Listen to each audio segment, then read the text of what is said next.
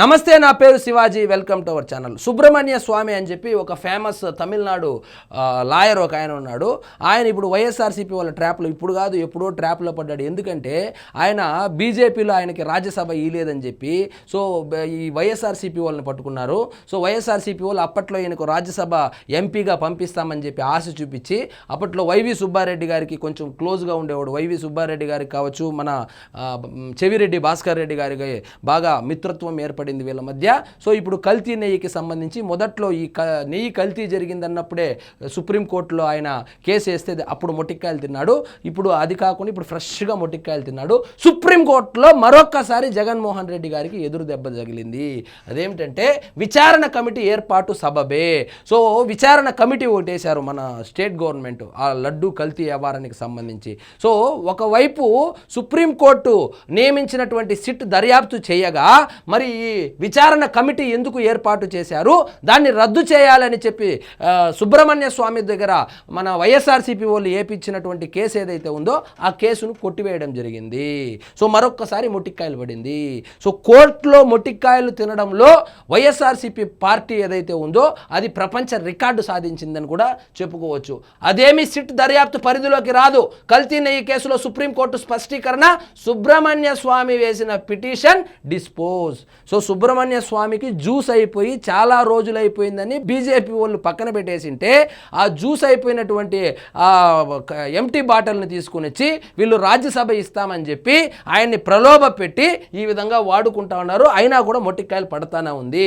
తిరుమల శ్రీవారి లడ్డూ ప్రసాదానికి కల్తీ నెయ్యి వాడారన్న ఆరోపణలపై నమోదైన కేసులో పాలనాపరమైన లోపాలు, అందుకు బాధ్యులైన వారిని గుర్తించేందుకు ఆంధ్రప్రదేశ్ ప్రభుత్వం విచారణ కమిటీ చేయడం సబబేనని సుప్రీంకోర్టు స్పష్టం చేసింది.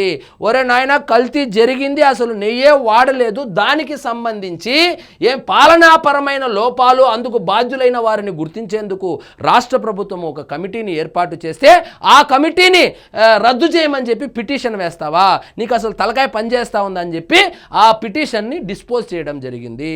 సో ఎందుకంటే సుప్రీంకోర్టుకు బాగా తెలుసు అసలు నెయ్యే వాడలేదు, సింథటిక్ నెయ్యి వాడారు వీళ్ళు, అసలు ఒక చుక్క పాలు కూడా సేకరించినటువంటి డైరీలకు కమిషన్లకు కోసం కకృతిపడి వీళ్ళు కాంట్రాక్టులు ఇచ్చారని చెప్పి స్వయాన సుప్రీంకోర్టు నియమించినటువంటి సిట్టు దాదాపు ఒక 300 పేజీలు ఛార్జ్ షీట్ ఇచ్చిన విషయం కూడా మనకు అందరికీ తెలిసే.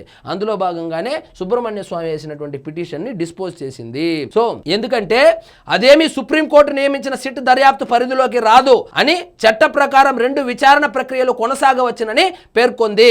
కల్తీ నెయ్యి నేరానికి కారణమైన అంటే ఇక్కడ ఈ పాలనాపరమైన లోపాలు కావచ్చు, బాధ్యులైనటువంటి వాళ్ళను గుర్తించడం కోసం కమిటీ వేశారు కాబట్టి, బాధ్యులైనటువంటి వాళ్ళు వైఎస్ఆర్సీపీ పార్టీలో పెద్దలుగా ఉన్నారు కాబట్టి వాళ్ళు ఇక్కడ దొరికేటువంటి అవకాశాలు ఉన్నాయి కాబట్టి దీన్ని ఏ విధంగానైనా సుప్రీంకోర్టులో అడ్డుకోవాలని చెప్పి రాజ్యసభ ఇస్తానని చెప్పి ఎలాగూ మనం ఒక బిస్కెట్ సుబ్రహ్మణ్య స్వామికి వేసినాం కాబట్టి ఇప్పుడు మళ్ళీ క్రీమ్ బిస్కెట్ వేసి దానికి క్రీమ్ పూసి మళ్ళీ బిస్కెట్ వేసినారు. పెద్ద బిస్కెట్ వేసింది మన సుప్రీంకోర్టు సుబ్రహ్మణ్య స్వామికి. ఇంకేమి జరగలేదు అక్కడ. చూడండి, ఛార్జ్ షీట్లు, అనుబంధ ఛార్జ్ షీట్లు వేయడానికి దారి తీసిన క్రిమినల్ ప్రొసీడింగ్స్తో ఈ విచారణ ఓవర్లాప్ కాదన్నది మా అభిప్రాయం. ఆ రెండింటి మధ్య పరస్పర ప్రయోజనాల వైరుధ్యం, ఓవర్లాపింగ్ లేవు కాబట్టి ఇక తీసుకొని వెళ్ళు. ఇది టికెట్లు బొక్క వ్యవహారము, ఇది లాయర్ ఫీజు కూడా బొక్క అని చెప్పి చెప్పడం జరిగింది. లోపాలను సవరించడానికే ఏకసభ్య కమిటీ. తొలుత సుబ్రహ్మణ్య స్వామి తరపు న్యాయవాది రాజశేఖరరావు వాదిస్తూ ఈ కేసులో సుప్రీంకోర్టు వేసిన సిట్ ఇప్పటికే నివేదిక ఇచ్చాక మళ్ళీ రాష్ట్ర ప్రభుత్వం ఏకసభ్య కమిటీని వేయాలని నిర్ణయించడాన్ని ప్రశ్నించారు. దీనిపై సిజేఐ స్పందిస్తూ రాష్ట్ర ప్రభుత్వం తమ ప్రతిపాదన ప్రకారం ముందుకెళ్లనివ్వండి అన్నారు. సొలిసిటర్ జనరల్ తుషార్ మొహతా కల్పించుకొని ఇప్పటికే సిట్ దర్యాప్తు పూర్తి చేసి ఛార్జ్ షీట్ వేసింది. సిట్ కొన్ని పరిపాలనాపరమైన లోపాలను గుర్తించింది. వాటితో నేరాపరాధాలకు సంబంధం లేదు. ఆ విషయాలను రాష్ట్ర ప్రభుత్వానికి నివేదించగా వాటిని సరిచేయడానికి ప్రభుత్వం ఏకసభ్య కమిటీ వేసింది. అంటే ఏంటంటే ఎక్కడెక్కడ అవకతవకలు జరిగింది, బాధ్యులు ఎవరు ఉన్నారు అనేటువంటి తెలుసుకోవడం కోసం కమిటీ వేస్తే ఆ కమిటీని అడ్డుకోవడానికి తీవ్ర ప్రయత్నాలు చేశారు ఈ వైఎస్ఆర్సీపీ వాళ్ళు. కానీ ఇది ఖచ్చితంగా ఈ తిరుమల తిరుపతి దేవస్థానానికి సంబంధించి కల్తీ లడ్డుకు సంబంధించి అసలు మొట్టికాయలు పడతానే ఉంది. కానీ దాన్ని కవర్ చేసుకోవడానికి ఆవు కొవ్వు ఎక్కడుంది, పంది కొవ్వు ఎక్కడుందని చెప్పి వీళ్ళు వాళ్ళ సొంత మీడియాలో వాళ్ళు ఏదో ప్రచారం చేసుకుంటా ఉన్నారు. కానీ సో మొత్తానికి దెబ్బ గట్టిగా తగిలింది. అందులో భాగంగానే సుప్రీంకోర్టు కూడా మొట్టికాయలేసింది. సో ప్రపంచం మొత్తం కోడే కూస్తా ఉంది. 2019 నుంచి 2024 వరకు జగన్మోహన్ రెడ్డి గారి హయాంలో ఆ ప్రసాదాల తయారీలో వాడినటువంటి నెయ్యి కాదు, అది సింథటిక్ నెయ్యి, రసాయనాలతో తయారు చేసినటువంటి సింథటిక్ నెయ్యి. ఒక చుక్క పాలు కూడా సేకరించినటువంటి డైరీలకు ఇచ్చి కమిషన్ కొట్టేశారు. 250 కోట్ల రూపాయలు కొట్టేశారు. హిందువుల మనోభావాలతో ఆటలాడుకున్నారని చెప్పి 300 పేజీల నివేదిక ఛార్జ్ షీట్ ఇస్తే దానిని కప్పిపుచ్చుకుంటూ వీళ్ళు హిందువుల ద్రోహులుగా మిగిలిపోతారని భావించి ఎదురుదాడి మొదలుపెట్టారు.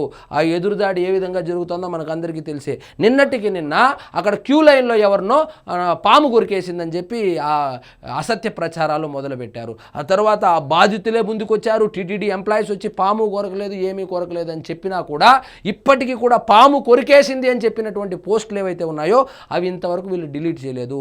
సో ఒక్కటే అజెండా, తిరుమల తిరుపతి దేవస్థానం యొక్క ప్రతిష్టతను దిగజార్చాలి, హిందువుల మనోభావాలతో ఆటలాడుకోవాలి.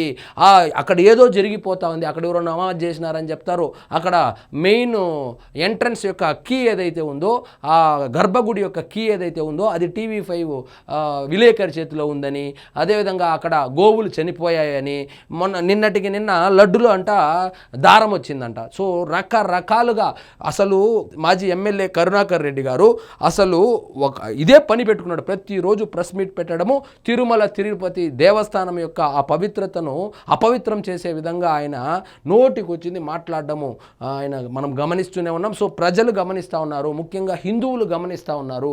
హిందువులు గమనించారు కాబట్టి వాళ్ళు ఇప్పుడు చెప్తా ఉంది సిట్టు, ఇప్పుడు చెప్తా ఉంది సుప్రీంకోర్టు, ఇప్పుడు చెప్తా ఉన్నారు ఈ పోలీసులు కావచ్చు, ఈ విచారణ సంస్థలు కావచ్చు. జనాలకు ఎప్పుడో తెలుసు అది కల్తీ లడ్డని, అందుకే 151 నుంచి 5 పీకేశారు. సో ఇదండి ఈరోజు మన టాపిక్. మీకు ఈ వీడియో నచ్చినట్లయితే లైక్ చేయండి, షేర్ చేయండి, ఛానల్ మాత్రం సబ్స్క్రైబ్ చేసుకోవడం మర్చిపోవద్దు.